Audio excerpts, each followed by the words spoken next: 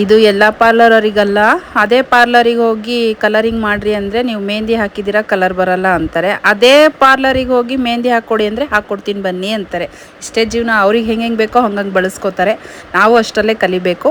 ನಾನೆಲ್ಲ ವ್ಯೂವರ್ಸ್ಗಳಿಗೂ ನಮಸ್ಕಾರ. ನಮ್ಮನೆ ಕತೆ ನಿಮ್ಮ ಜೊತೆ ಬನ್ನಿ. ನಾನು ಹೋದ ವ್ಲಾಗಲ್ಲಿ ಹೇಳಿದ್ದೆ ಇದಕ್ಕೆ ಏನೇನು ಹಾಕ್ತೀನಿ ಅಂತ. ಹಾಕಿದ್ದನ್ನು ವೀಡಿಯೋ ಮಾಡಿಲ್ಲ ಅಂದರೆ ನೀವು ಬಿಡ್ತೀರಾ, ಕಮೆಂಟಲ್ಲೇ ನನ್ನನ್ನು ಸಾಯಿಸ್ಬಿಡ್ತೀರಾ. ಇದಕ್ಕೆ ಹಾತಿ ಮೆಹಂದಿ ತೊಗೊಂಡಿದ್ದೀನಿ.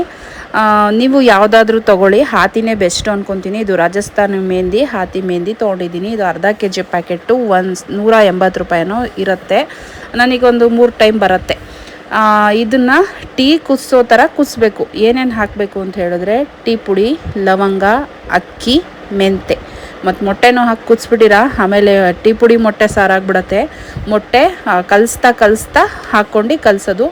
ವೈಟ್ ಅಷ್ಟೇ ಹಾಕಬೇಕು, ಎಲ್ಲೋ ಹಾಕಬಾರ್ದ ಅಂತ ಏನಿಲ್ಲ ನನಗೆ. ಮತ್ತು ಎಲ್ಲೋ ಎಲ್ಲಿ ತೆಗ್ದಿಡ್ಲಿ, ಒಂದು ಮೊಟ್ಟೆ ಫುಲ್ ಹಾಕ್ತೀನಿ. ಇವಾಗ ಹೋಳಿ ಹಬ್ಬದಲ್ಲಿ ತಲೆಗೆ ಹೊಡಿತಾರೆ ಒಂದು ಮೊಟ್ಟೆ, ಏನಾಗುತ್ತೆ, ಶೈನಿ ಆಗೇ ಇರುತ್ತೆ ತಾನೇ ಕೂದಲು. ಅದಕ್ಕೆ ಒಂದು ಮೊಟ್ಟೆ ಫುಲ್ ಹಾಕ್ತೀನಿ. ಮತ್ತು ಇದು ಕಲಿಸುವಾಗ ಪಿಂಗಾಣಿ ಅಥವಾ ಕಬ್ಬಣದ ಐಟಮಲ್ಲಿ ಕಲಸಿ, ಕಾರಣ ಇಷ್ಟೇ, ಕಲರ್ ಚೆನ್ನಾಗಿ ಬಿಡತ್ತೆ ಅಂತ. ನೋಡಿ, ನಾನೊಂದು ಪಾತ್ರೆ ಫುಲ್ ನೀರು ಹಾಕ್ಕೊಂಡಿದ್ದೆ, ಅಲ್ಲಿಗೆ ಕರೆಕ್ಟ್ ಆಯಿತು. ನೋಡಿ, ಇಷ್ಟೇ ಐಟಮ್: ಟೀ ಪುಡಿ, ಲವಂಗ, ಮೆಂತೆ, ಅಕ್ಕಿ, ಮೊಟ್ಟೆ. ಇದಿಷ್ಟನ್ನು ಕುದಿಸಿ ಮೊಟ್ಟೆ ಕಲಸೋಬೇಕಾದ್ರೆ ಹಾಕಿ ಕಲಸಿ. ಇಷ್ಟೇ ಅಲ್ಲ, ಸಿಂಪಲ್ಲು. ತಿಂಗಳಿಗೊಂದ್ಸಲಿ ಹಚ್ಕೊಳ್ಳಿ.